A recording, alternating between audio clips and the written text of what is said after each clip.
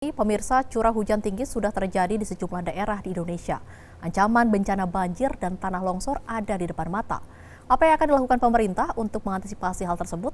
Berikut ulasannya.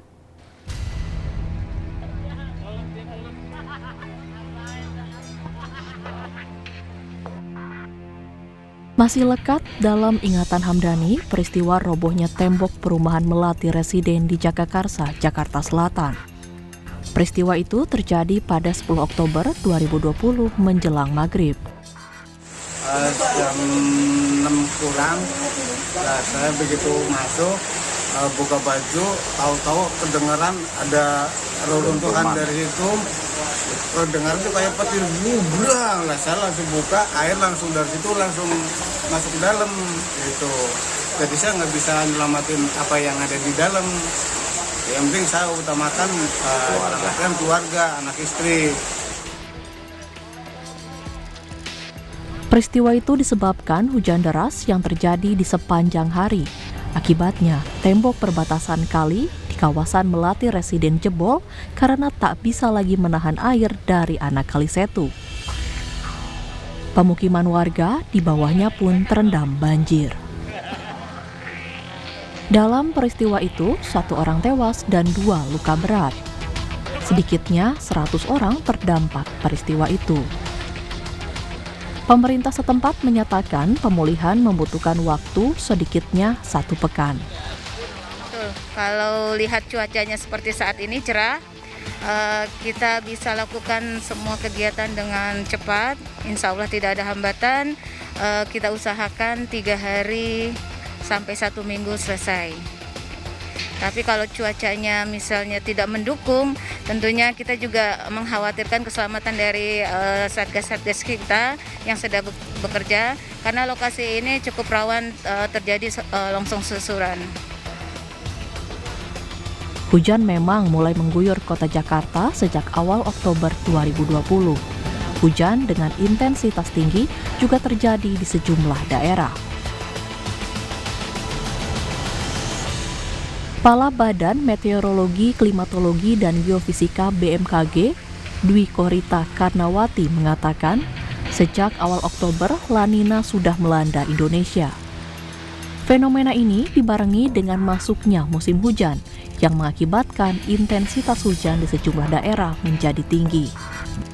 Menurut Dwi Korita, fenomena ini diperkirakan akan terjadi hingga Januari 2021 hampir di seluruh wilayah Indonesia, kecuali Sumatera dan Papua bagian timur. Ia juga menambahkan, 73% wilayah Indonesia akan memasuki musim hujan di Oktober dan November 2020. 27,5% diantaranya akan diguyur hujan dengan intensitas di luar kewajaran. Alhasil, bencana banjir dan tanah longsor mengancam di sejumlah daerah. Jadi kami sampaikan misalnya musim hujan 70% dimulai pada bulan Oktober, November, 73%. Nah ini kan secara makro di wilayah Indonesia. Nah berarti yang 30% itu mungkin di Jawa Barat itu sudah mulai September. Nah kemudian di Papua atau bahkan di Ambon mulainya masih April.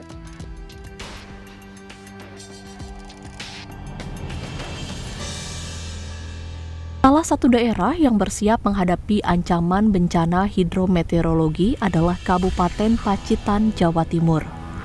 Sebelumnya, daerah ini juga diprediksi terancam dampak gempa megatrust yang mengakibatkan tsunami di pesisir selatan Jawa. Pemerintah pusat pun ikut tanggap mengantisipasi dampak bencana hidrometeorologi. Pemerintah menyiapkan asuransi untuk petani dan petambak yang terdampak peningkatan curah hujan akibat fenomena La Nina. Menteri Koordinator Bidang Kemaritiman dan Investasi Luhut Binsar Panjaitan mengatakan, saat ini program asuransi tersebut masih dalam tahap finalisasi di Kementerian Keuangan. Meski begitu, ia tak menjelaskan secara rinci skema serta syarat asuransi yang disiapkan tersebut. Pertama tadi soal masalah asuransi, memang Ibu Sri Mulyani tadi sudah jelasin bahwa sekarang sudah dibuat satu fund untuk itu. Nah, memang masih difinalisasi sehingga kalau ada bencana asuransi ini bisa juga membantu.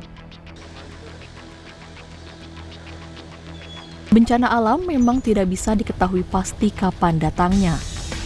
Namun, langkah pencegahan yang matang dapat meminimalisir kerugian materi ataupun korban jiwa ketika bencana itu datang. Tim Liputan, Jawa Post TV.